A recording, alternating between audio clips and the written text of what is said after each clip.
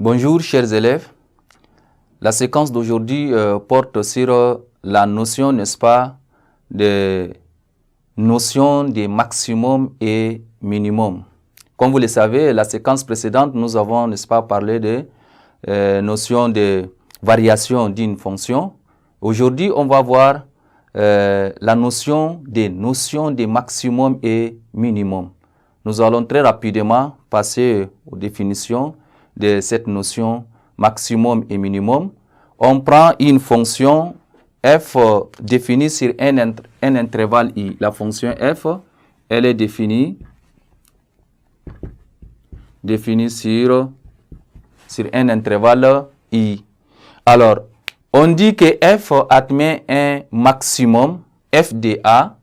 On dit que f admet un maximum f de a en a lorsque, n'est-ce pas, pour tout x de i, f de x est inférieur ou égal à f de a. On dit que f admet un maximum f de a en a sur l'intervalle i lorsque pour tout x de i, f de x est inférieur ou égal à f de a. Vous voyez? Et on dit que f admet un minimum maintenant. F de b, f admet un minimum appelé f de b en b sur l'intervalle i lorsque pour tout x de i, la fonction f de x est supérieure ou égale à f de b. Dans ce cas, on dit qu'elle admet ce qu'on appelle un minimum f de b. Maintenant, le maximum et le minimum, le 2 là, s'appellent les extréments ou bien encore appelés les extrémums, n'est-ce pas, d'une fonction. Les maximums et les minimums, on les appelait, n'est-ce pas, les extrémums. Alors, nous allons faire un tableau. Lorsqu'un tableau de variation d'une fonction est donné, on peut lire les extrémums. Ça veut dire que quand vous avez la fonction, elle est décroissante et croissante, elle admet un mini. Et lorsqu'elle est croissante et décroissante, elle admet ce qu'on appelle un maximum. Je prends un exemple d'un tableau.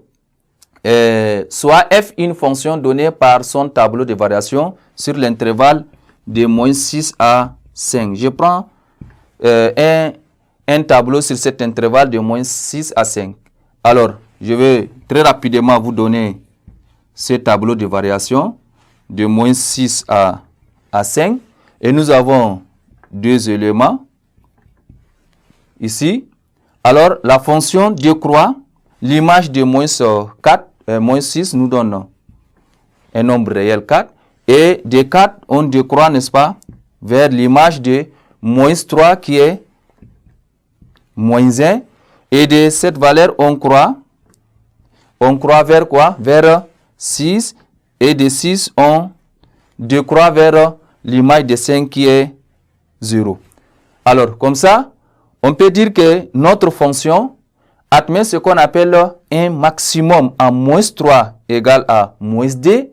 Et aussi, elle admet un minimum, n'est-ce pas, j'allais dire un minimum en moins 3 égale à moins 1 et un maximum, n'est-ce pas, en 4 égale à 6. Alors donc, vous pouvez très rapidement dire que sur cet intervalle, nous avons déjà les minimums sur l'intervalle de moins 6 à 4. Nous avons, n'est-ce pas, les minimums, la valeur, c'est moins 1. En quoi? En moins 3. Et sur l'intervalle de moins 3 à 5, elle admet ce qu'on appelle un maximum. En quoi? En 4. Donc, notre fonction, on peut dire qu'elle admet un maximum égal à 6, mais en ce point, c'est-à-dire en 4. Voilà, donc comme ça, vous pouvez très rapidement, à chaque fois, lorsqu'on vous demande de déterminer un maximum ou bien un minimum, essayez de voir, lorsque votre fonction f de x est inférieure ou égale à f de a, la fonction admet ce qu'on appelle un maximum et f de x est supérieur ou égal à f de b, elle admet ce qu'on appelle un minimum. Voilà, chers élèves, ainsi prend fin cette séquence et à la prochaine séquence.